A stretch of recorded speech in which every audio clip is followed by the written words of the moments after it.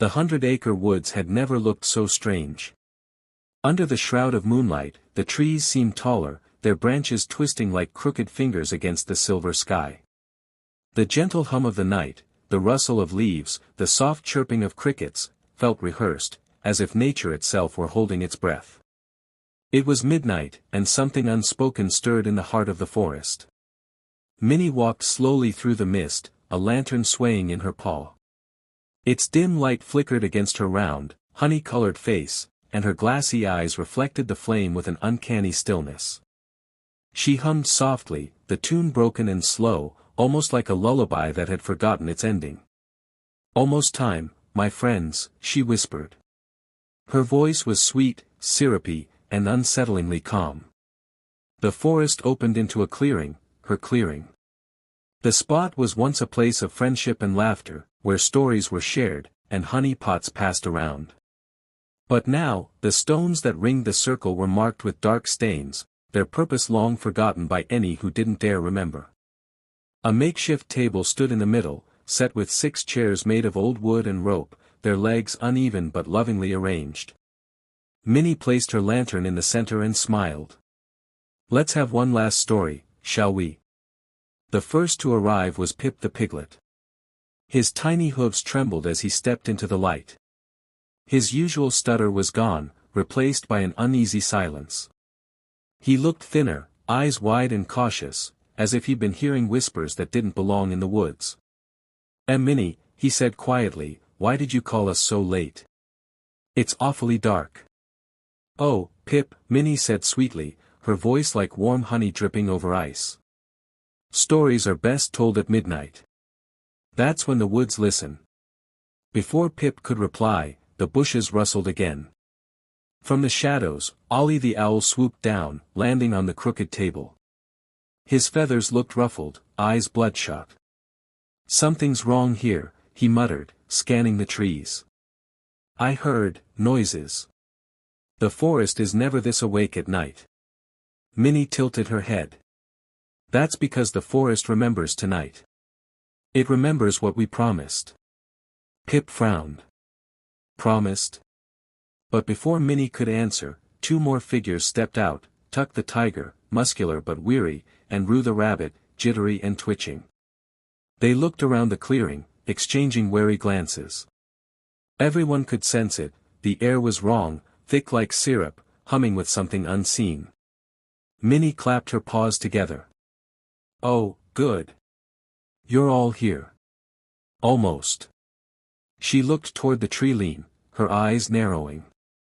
The shadows seemed to pulse, to move in rhythm with her words. "Almost," she repeated. A deep, distant growl echoed through the forest. Pip froze. Tuck's ears twitched.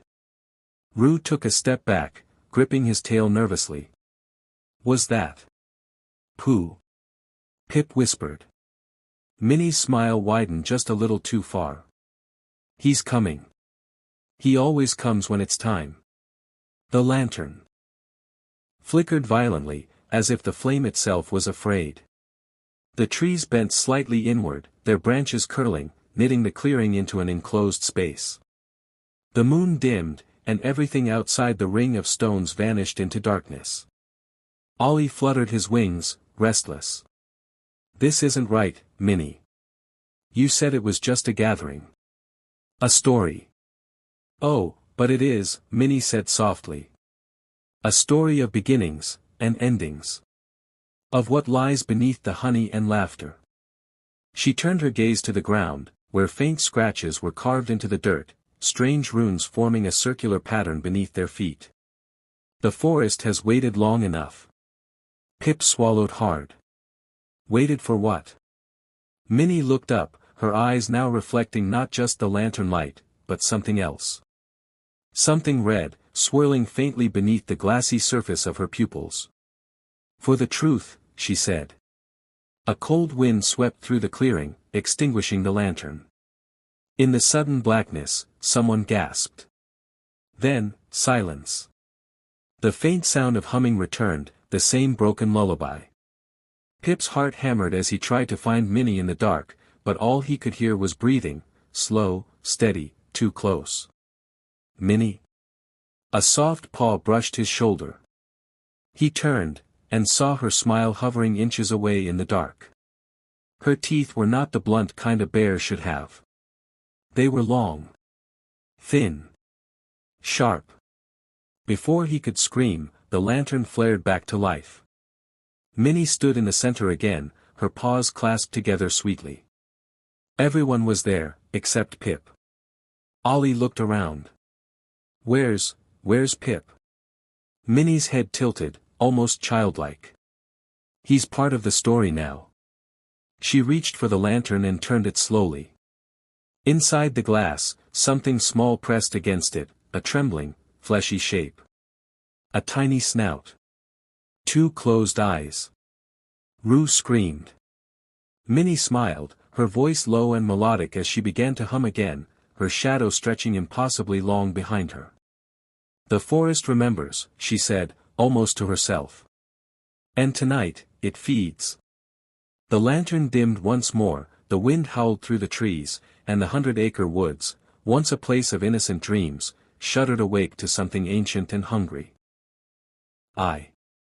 The forest had fallen silent. Not the natural silence of night, but an absence so deep it felt like a void swallowing every sound. The clearing where Minnie stood glowed faintly under the struggling lantern light. Her paw trembled, not from fear, but from delight, as the blood-warm air shimmered around her. "Wasn't that a beautiful beginning?" she whispered. No one answered. Rue was shaking uncontrollably, his wide eyes fixed on the lantern. Inside it, Pip's tiny form had already begun to sink into the waxy pool of amber light, his face barely visible beneath the swirling glow. The sight of him, still, trapped, twisted Rue's stomach until he could barely breathe. "Minnie, what did you do?" Rue's voice broke. Minnie turned to him with that same gentle smile, the one she had always used to comfort the frightened. "I just helped him see. The forest needs its offerings to remember who we are." Tuck's growl rumbled through the clearing, low and dangerous. "That isn't friendship, Minnie. That's murder." Minnie blinked, confused, then laughed, softly, like a mother humoring a child. "Oh, Tuck. You always mistake endings for cruelty. But endings are what make stories whole." Ollie's feathers bristled. He spread his wings and stepped forward, eyes darting to the carvings on the ground, the strange runes that seemed to hum faintly, pulsing with a red light now that the ritual had begun. "Those markings. I've seen them before," he murmured. "Old forest sigils. Meant for calling things that don't belong here." "Belong?" Minnie whispered, almost dreamily. "Oh, but it belongs here more than we do. We were born from it." The trees groaned, bending inwards again, the bark splitting as if something beneath their roots was waking. A foul, sweet scent rolled through the clearing, honey mixed with decay. Rue clutched Tuck's arm. "Let's go. We need to get out of here. Now." But as they turned toward the path, the forest shifted. The trail that had always been there was gone, replaced by gnarled trees and endless fog. No stars above, no wind. Just that awful, sticky silence pressing against their ears. "See?" Minnie said softly. "The forest doesn't want you to leave." Ollie's voice cracked. "You've lost your mind." "No," Minnie replied, her tone suddenly colder, flatter. "I found it. For so long we lived in the light, laughing, playing, pretending we were safe. But we forgot why the forest loved us. We forgot the stories we were made from." She stepped closer to the lantern and touched the glass. Inside, Pip's form dissolved completely into a viscous golden fluid, and the glow deepened. "Long ago," Minnie continued, "our ancestors made a promise to the heart of the woods. Every 100 years, the story must be told again. One by one, the forest takes back what it gave." Her paw trembled slightly, and her eyes glazed over. She began to hum that same broken lullaby again. But this time, the sound didn't come just from her. The forest hummed with her. The trees vibrated, their roots snaking through the soil, twisting into the clearing. Tuck grabbed Roo and pulled him back as a root shot from the earth, striking like a whip. It tore through the dirt and coiled around one of the wooden chairs, snapping it to splinters. "Run!" Tuck roared. They darted into the fog, Ollie flapping his wings to guide them, but the mist thickened like syrup, choking their throats.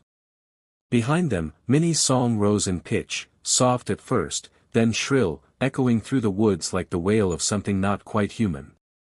"You can't run from stories," she sang out, her voice distorted by the darkness. "You live inside them." Roo tripped over a root, landing hard on the ground. When Tuck reached down to pull him up, his paw came away sticky. The soil beneath them was wet, not with water, but with honey. It oozed upward in slow, thick streams, clinging to their fur and hardening as it cooled. "Help!" Roo screamed, struggling to free his legs as the honey began to solidify. Ollie swooped down, trying to lift him, but the air had grown heavy. He could barely flap his wings. The fog was pressing closer, breathing with them. Then came the whisper, faint, childlike, directly in Roo's ear. "It's your turn to remember." He turned his head sharply, and saw a shape rising from the honey pool. It was small, trembling, and familiar. A face. Pip's face.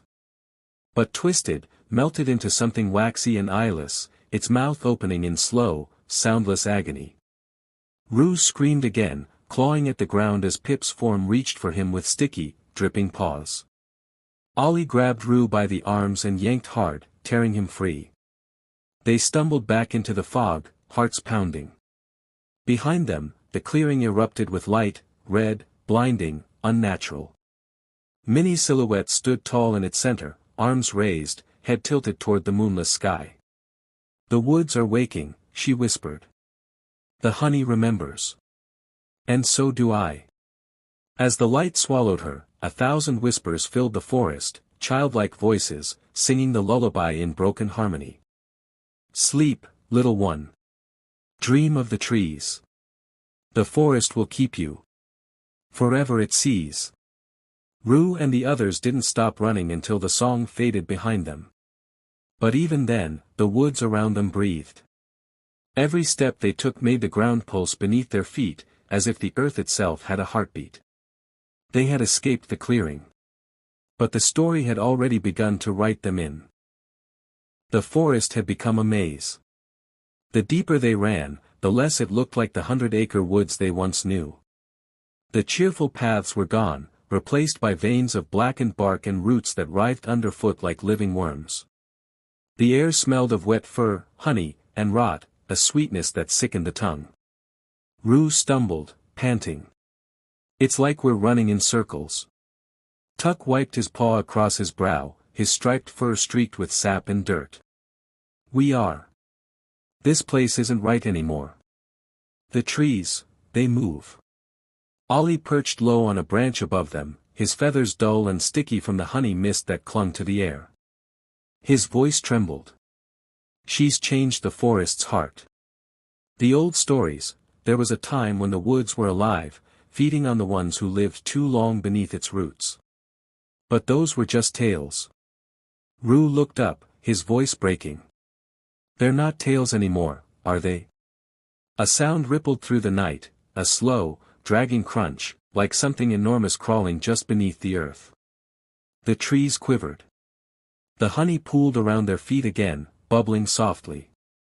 Tuck crouched low, sniffing. "It's coming from under us." Before anyone could respond, the ground split open. A thick surge of golden fluid burst upward, splattering the trees, carrying with it a stench that burned the nose. But it wasn't just honey, it was darkened, streaked with something red. Blood. Roo screamed and stumbled back. "It's bleeding, oh, God, the honey's bleeding." Ollie flapped hard, trying to rise, but the branches overhead moved together, trapping him. Their bark shifted like flesh, sealing shut. He squawked and beat his wings helplessly. Tuck grabbed Roo by the wrist. "Move. They ran again, slipping on the sticky ground, lungs burning. Behind them, the forest groaned. The honey seeped from every crevice, flowing like veins, coating trunks and stones, glowing faintly as if lit from within. And then they saw them. Shapes forming in the distance, small, round, hunched. Figures molded from the dripping honey, each with button-like eyes and torn, smiling mouths. They shuffled between the trees, whispering in familiar voices. Minnie's friends, Ollie gasped. Rue's eyes widened as one of the figures stepped into the lantern light he'd taken from Minnie's clearing. It was Piglet, or what was left of him. His body was hollow, filled with thick amber that pulsed like a heart. His little mouth opened, but only a thin wheeze came out. Minnie says, "It's story time." Rue dropped the lantern in horror. It shattered, and the ground hissed where the oil met the honey, smoke curling upward in black plumes. Piglet's form melted slowly back into the pool, whispering as he sank. "She's waiting for you." Tuck's teeth bared. "We end this." Ollie swooped down beside him, voice low and urgent. "We can't end it. She's part of the forest now. The only thing we can do is get to the old well, where the first honey tree stood. That's where the stories began." Rue wiped tears from his face, trembling. "Then that's where we'll go." But as they turned, a voice broke through the trees, soft, musical, unmistakably hers. "Oh, my sweet friends, don't you see how much the woods love you?" Minnie stepped from the fog. She was smiling, but her fur was darker now, soaked in honey and blood that gleamed under the moonless sky. Her paws dripped, her claws longer than before, glinting wetly. Her eyes were no longer brown, they glowed with molten gold, swirling like the lantern's flame. Rue took a step back. "Minnie, please, whatever this is, stop. We can fix it. You don't have to." "Oh, Rue," she said softly, tilting her head. "You never understood. The woods were sick. Empty. Forgotten. They needed us. They needed our warmth, our stories, our hearts." She raised her paw. The honey around their feet trembled. And now, the forest feeds again. A violent tremor ran through the ground. Honey burst upward in streams, wrapping around Tuck's legs. He roared and clawed at it, but the golden liquid hardened, crawling higher, pulling him down. "Tuck!" Rue screamed, grabbing his arm. But Tuck only met his eyes once before the honey reached his chest and solidified. His face froze in a grimace, half anger, half pain. Then his eyes turned glassy, glowing faintly from within. He was gone. Minnie smiled tenderly, as if proud. The forest remembers its guardian. Rue stumbled backward, sobbing. Ollie dove low, grabbing Rue's sleeve in his beak. "Run, Rue. Run now." They tore through the woods again, branches ripping at their fur and feathers, Minnie's lullaby following them. The forest seemed alive now, each tree pulsating with veins of honey, each shadow whispering their names. "Sleep, little ones. Don't be afraid. The honey keeps you. When memories fade." Rue looked back once. Minnie was watching them from the clearing, the lantern glowing in her hand. For a brief moment, her face softened, sad, almost loving. Then her mouth split open too wide, her song rising into a shriek that tore through the forest. The honey answered. And the woods began to move. Rue and Ollie didn't stop running until their lungs screamed and their legs shook beneath them. The forest seemed endless, the trees crowding closer with every desperate step. What once had been the cheerful 100-acre woods now resembled a dying beast, its bark slick with honeyed rot, its roots trembling beneath the soil like veins under torn skin. Finally, they collapsed near a hollow tree, gasping for air. The air was heavy and wet, thick enough to taste. The faint glow of the honey-streaked ground lit the fog with a ghostly gold hue. Ollie's feathers were ragged, his eyes wide. "She's not chasing us," he rasped. Why isn't she chasing us? Rue hugged his knees, shaking. Maybe she doesn't need to. Somewhere behind them, the forest exhaled. The sound wasn't wind, it was breathing. Long, slow, human-like breaths that rose from the ground itself. Rue turned toward the noise. Ollie, do you hear that? Ollie nodded, but before he could speak, the earth split open beneath the tree's roots, and something slick began to push through the soil. A pale root coiled upward, twitching as if sniffing the air. Then another. Then dozens. They weren't roots. They were tendrils, thin, veined cords dripping with honey and blood. The whispering started low, beneath the soil, like voices trapped under the earth. The forest remembers, the forest remembers. Rue stumbled backward. They're talking. Ollie's feathers puffed in alarm. Those are the whispering roots. The oldest part of the woods. The ones who told the first story. The ground pulsed, each whisper growing clearer. Minnie. Minnie. Minnie. Rue clamped his paws over his ears. Make it stop. But the whispers only grew louder. They spoke in fragments, pleas, prayers, laughter, screams. They spoke in Pip's voice. Then Tuck's. Then voices neither of them recognized. It was as if every creature who had ever lived, and died, within these woods was murmuring in agony beneath their feet. Minnie has awakened the heartwood, Ollie said softly, horror dawning in his eyes. The roots aren't whispering to us. They're whispering through us. They want out. As if to prove him right, one of the tendrils darted toward Rue's leg, wrapping around his ankle. He screamed and tore at it, but the honey-covered vine tightened, burrowing into his fur. It wasn't just grabbing, it was feeding. Ollie swooped down, pecking frantically at the tendril until it snapped. The broken end oozed thick honey that steamed in the cold air. Rue's leg was bleeding beneath the fur, small black veins crawling outward from the wound. Rue whimpered.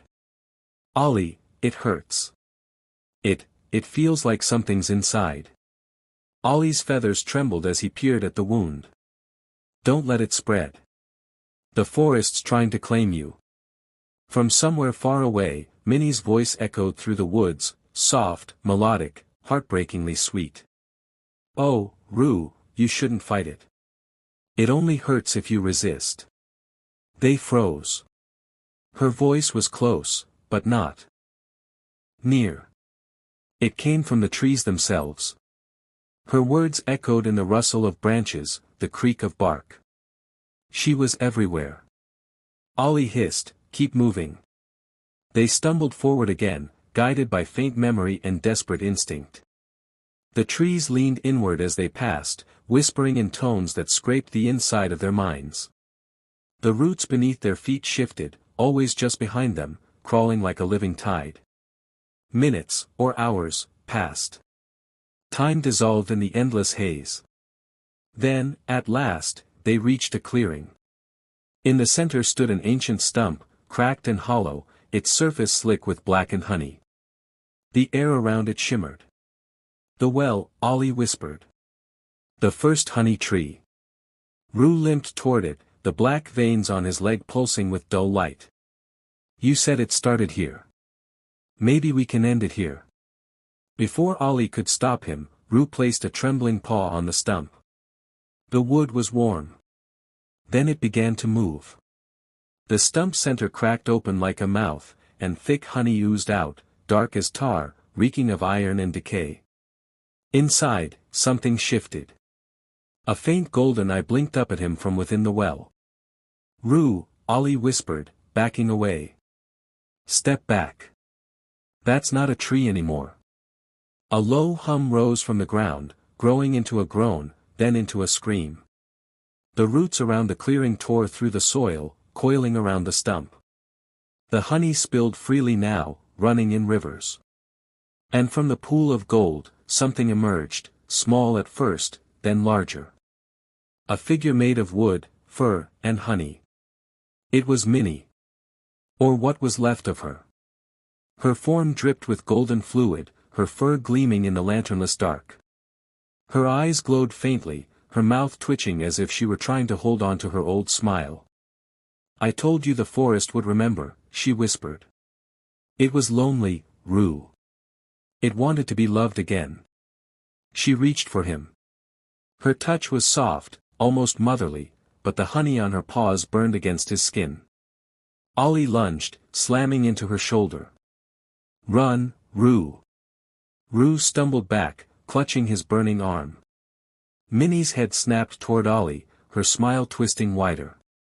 "The forest remembers you too, bird." The ground beneath Ollie split open. Roots lashed upward, snaring his wings. He screamed as they dragged him downward, into the honey-soaked earth. Rue fell to his knees, watching helplessly as the ground sealed shut over his friend. The whispers quieted. Only Minnie's voice remained. "Now," she said softly, "it's just you and me." The forest around them pulsed with life. The trees bent closer. The honey bubbled. And somewhere deep beneath the earth, the roots began to whisper again, this time in Rue's own voice. Rue knelt in the clearing, shaking, his fur slick with honey and blood. The silence after Ollie's screams was unbearable, a hollow, wet stillness that made the world feel dead. The roots beneath his paws twitched faintly, as if satisfied. Somewhere under the soil, he could hear Ollie whispering. Not screaming. Whispering. "Stay, stay with us." Rue pressed his paws over his ears, trembling. "No. No. You're not him. You're not." But the forest didn't care. The whispers came from everywhere, from the trees, from the soil, from the air itself. Every leaf murmured, every branch groaned. The 100-acre woods had become a mouth that would never stop speaking. And Minnie stood in the center of it, serene and smiling. Her fur glistened like it had been dipped in molten gold. Every movement made the honey ripple across her body, veins of amber pulsing under her skin. Her eyes, once soft brown, now glowed with radiant, predatory warmth. "Rue," she said tenderly, her voice laced with affection that chilled him to the bone, "you've run so far from home." Rue scrambled backward until his back hit a tree. "You're not Minnie. You're something else." Minnie tilted her head, her smile widening. "You say that like it's a bad thing." The honey pooled around her feet began to move, slithering toward Rue like living slime. It crawled up his legs, hot and stinging, clinging to his fur. He screamed, clawing at it, but every drop he tore off only multiplied, like blood that refused to leave him. Minnie stepped closer, her paws leaving small puddles of glowing gold with each step. "Do you remember when we used to share stories before bed? I'd tell you about the forest, the roots, the honey, the heart that beat below us all. You thought they were fairy tales." Rue gasped through the pain. "They were tales. You made them up." Her expression softened. "No, sweet Rue. The forest told them to me. I just shared what it wanted you to hear." The honey on Rue's body hardened suddenly, pinning him against the tree. He struggled, but it was useless, the resin was alive, pulsing, breathing. His limbs were trapped. Minnie leaned close, her breath sweet and warm against his cheek. "Do you want to know what the forest really is?" Rue's voice cracked. "Please, stop." Her smile faltered slightly, her eyes flickering with something almost like sadness. "The forest is memory. Every laugh, every tear, every heartbeat ever given beneath its branches. When the stories stop, it hungers. It forgets itself. That's why we needed the ritual." Rue's heart pounded. "That's why you killed them." "I didn't kill them," Minnie whispered, placing a paw gently over his chest. "I kept them. The forest has them now. Safe. Warm. Forever." Her paw pressed down. He felt something shift beneath his ribs, a crawling warmth, a pulse that wasn't his. The honey crept across his chest, sliding under his fur, sinking into his skin. Rue screamed. His vision blurred, and for a moment, he saw things that weren't there, faces emerging from the honey, countless eyes staring from the trees, mouths whispering from inside the bark. The forest was alive. And it was watching. Then, suddenly, the ground split open behind Minnie with a wet, tearing sound. The roots beneath the clearing twisted upward, forming a spiraling pit. Honey poured down into it in glowing rivers, vanishing into darkness. The smell of decay grew stronger. Minnie turned toward it with reverence. The heartwood calls. It's waking. Rue blinked through tears. What is that? She smiled faintly. The golden maw. The mouth of the woods. It's how the forest remembers. It takes our stories, our flesh, our love, and makes something new. The pit pulsed like a beating heart. Every thud made the trees bend. The honey's glow dimmed and flared with each pulse. Rue's breath caught when he realized the truth. The forest itself was a body. And the heartwood was its heart. Minnie walked closer to the pit, her movements reverent.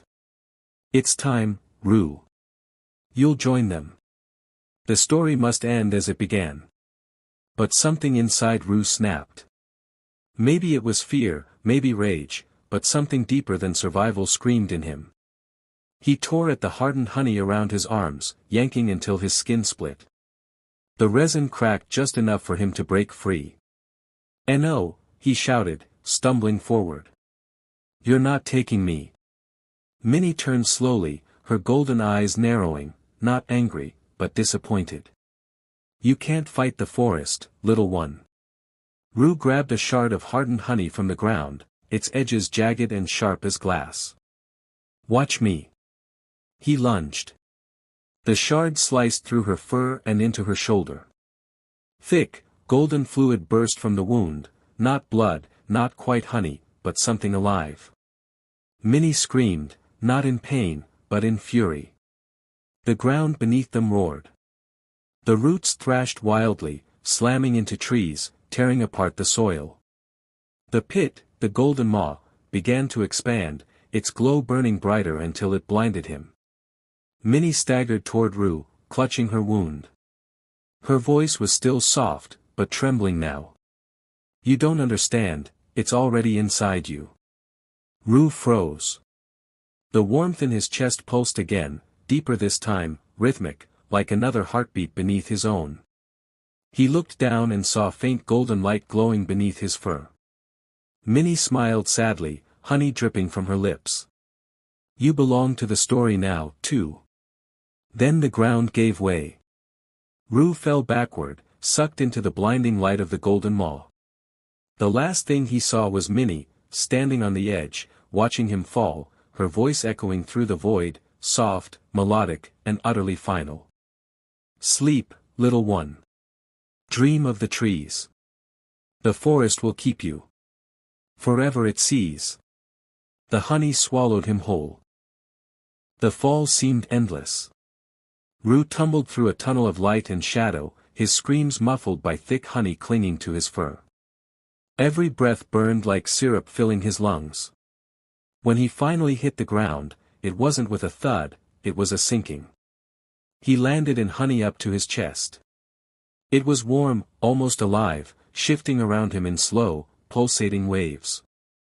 Above, the hole he had fallen through was already sealing shut, leaving only darkness. The only light came from the honey itself, glowing softly beneath the surface like veins of molten gold.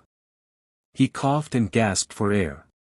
The taste was sweet, too sweet, almost nauseating.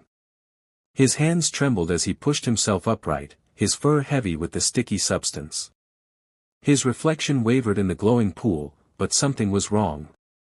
The eyes staring back at him weren't his. They glowed faintly, like Minnie's. "No," Rue whispered, backing away. But the honey clung to him like it didn't want to let go.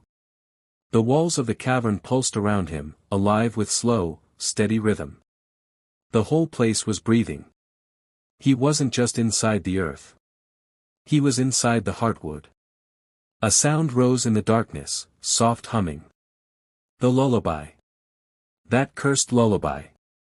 Rue turned toward it. The honey rippled, and a shape began to rise from its surface. Not Minnie this time. It was smaller. Rounder. Familiar. Pip. The figure stepped closer, each movement slow and deliberate. It was Pip, or what was left of him, his small body translucent, veins filled with golden light, his mouth frozen in a trembling smile. And Minnie said, "It's nice here," Pip stammered. His voice crackled, as though coming from deep underwater. "It's warm. We're all part of the story now." Rue shook his head violently. "You're not real. You're just." But then more figures began to rise from the honey. Dozens. Faces he knew. Some distorted, some half-melted, all smiling faintly as they swayed to the lullaby that seemed to come from nowhere and everywhere. Tuck stepped forward next, his once bright stripes dulled to shadow. His eyes were empty. "You shouldn't have run, Rue. She's been looking for you." The cavern walls trembled, and the honey rippled again. From the largest pool in the center, Minnie rose. But this Minnie was no longer even pretending to be soft or kind. She was monstrous. Her form was tall and wrong, her limbs stretching too long, her body dripping with glowing resin that dripped from her paws like molten gold. The honey reflected in her glassy eyes as she smiled. "Welcome home," she said, her voice deep and resonant, echoing off the walls. "You made it to the heart of the story." Rue stumbled backward, slipping in the thick honey. This isn't home. This is hell." She chuckled, tilting her head. "Hell? No, Rue. This is memory. This is where everything that was loved comes to rest." The ground pulsed again. The faces in the honey turned their eyes toward him, their mouths moving in silent whispers. Rue realized what they were saying when he caught fragments between breaths. "Join us. It's so quiet here. She forgives you. Stay away." Rue screamed, his voice breaking.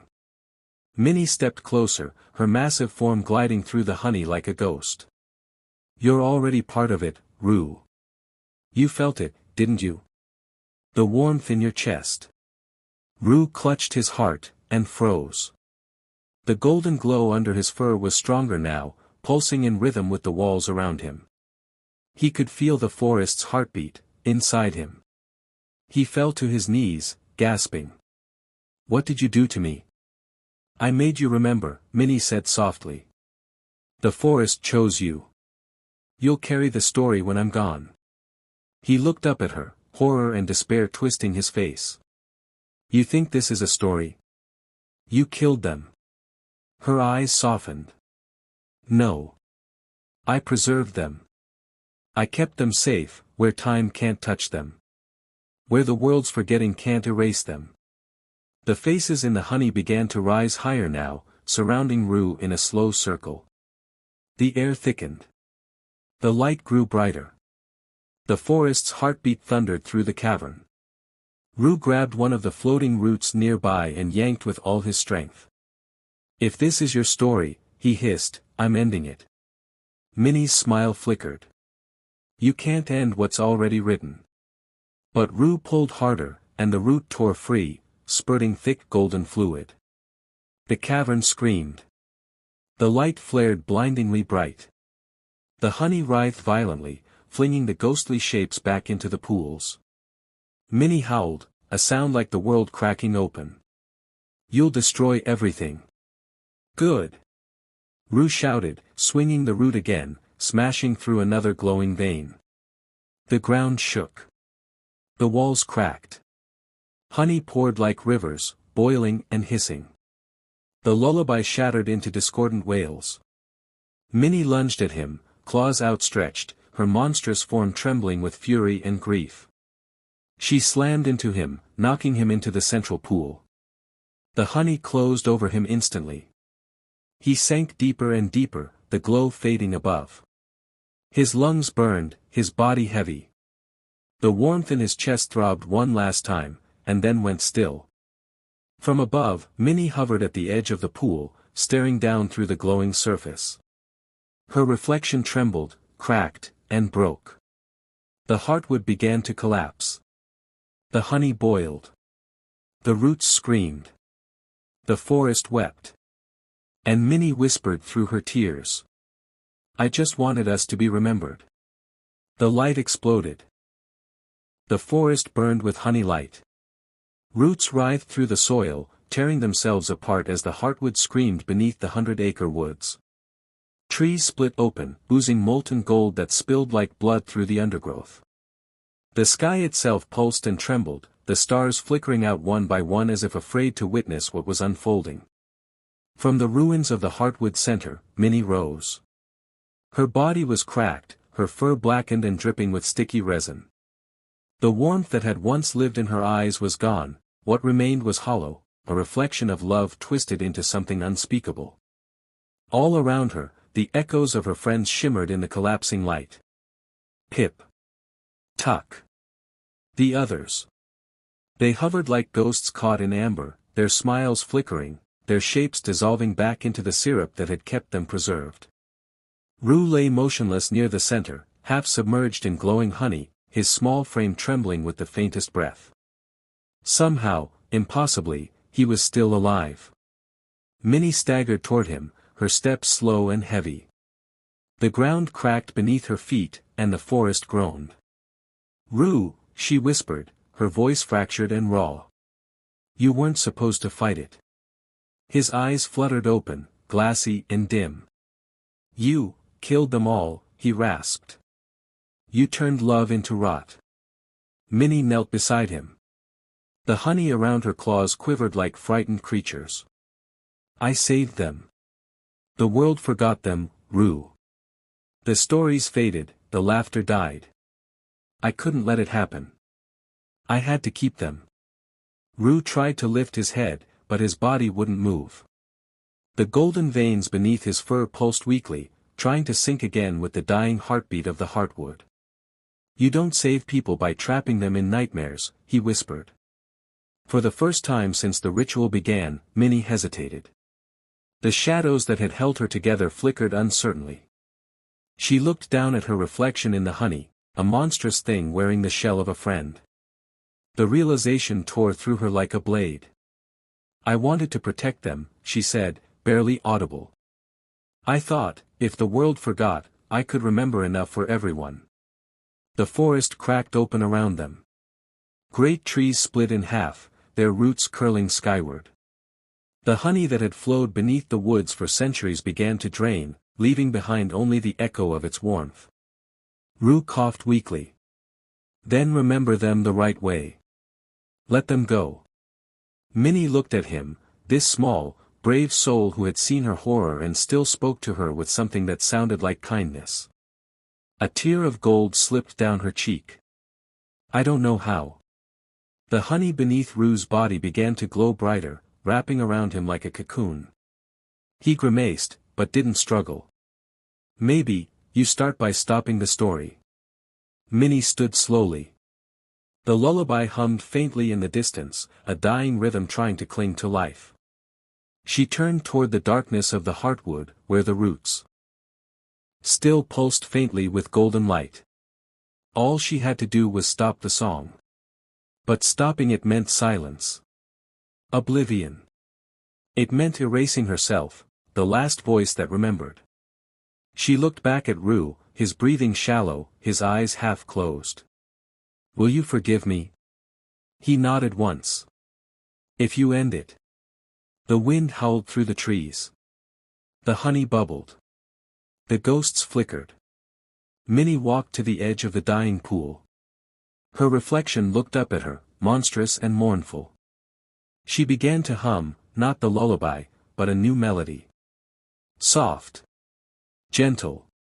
The kind she used to sing before everything broke. With each note, the honey stilled. The forest quieted. The shadows receded. When she reached the final line, she closed her eyes and pressed her paws against the ground. "Sleep, my friends," she whispered. "Sleep, and be free."